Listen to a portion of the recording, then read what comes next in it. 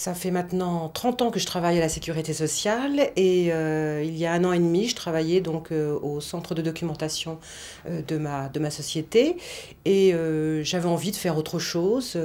J'étais partie pour faire une formation, mais j'hésitais un petit peu vu l'âge que j'avais.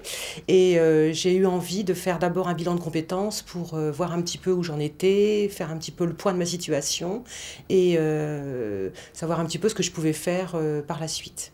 C'est vrai qu'au travers des tests que j'ai été amenée à faire, j'étais au départ, c'est vrai, un petit peu orientée vers la communication. C'était quelque chose vers lequel je voulais aller. Et la personne qui a fait mon bilan de compétences m'a indiqué qu'en fait c'était peut-être plus facile d'aller vers les ressources humaines, où ce serait beaucoup plus large, beaucoup plus vaste, où je pourrais aussi faire de la communication, mais où je pourrais peut-être avoir d'autres expériences au niveau du relationnel, au niveau de la gestion des carrières, de la mobilité, etc. Des domaines dans lesquels je pouvais tout à fait faire de la communication. Après mon bilan de compétences, ça a débouché donc sur une formation qui a duré pendant 6 mois. C'est donc dans le cadre d'un congé individuel de formation. Cette formation a été payée en partie par le comité d'entreprise et par mon entreprise. Et le salaire, en fait, a été pris en charge par un organisme collecteur, et ce qui m'a permis de faire cette formation tout à fait normalement, ce que j'aurais pas pu faire autrement. Cette formation se faisait à temps complet dans un organisme de formation privé. C'était donc à temps complet et j'avais donc des évaluations régulièrement, et ça a débouché sur un diplôme que j'ai obtenu en fin d'année suite à l'obtention d'un mémoire que j'ai soutenu en oral.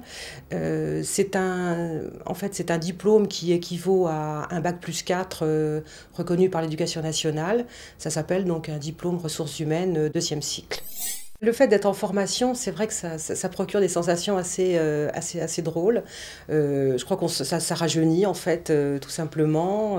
On se demande bien évidemment si on va réussir, si on va pouvoir suivre un rythme qui n'était plus le nôtre, et d'avoir à nouveau à se mettre effectivement sur des bancs d'école, d'avoir à apprendre, d'avoir à rester, de devoir rester tranquille pendant un moment. C'est assez impressionnant. Enfin, c'est assez impressionnant. Si je réfléchis aux obstacles qu'il y a pu y avoir, oui, il y en a eu forcément, mais liés plus à la formation, au contenu de la formation, au fait que c'était un rythme assez soutenu, puisque c'est quand même une formation qui a lieu sur 6 mois et qui demande un investissement personnel assez important. Il n'était pas rare que je me couche à 2 ou 3 heures du matin, quelquefois la veille d'un contrôle. Au retour dans mon entreprise, le poste a tout de suite changé. Enfin, je l'avais prévu avant de partir en formation.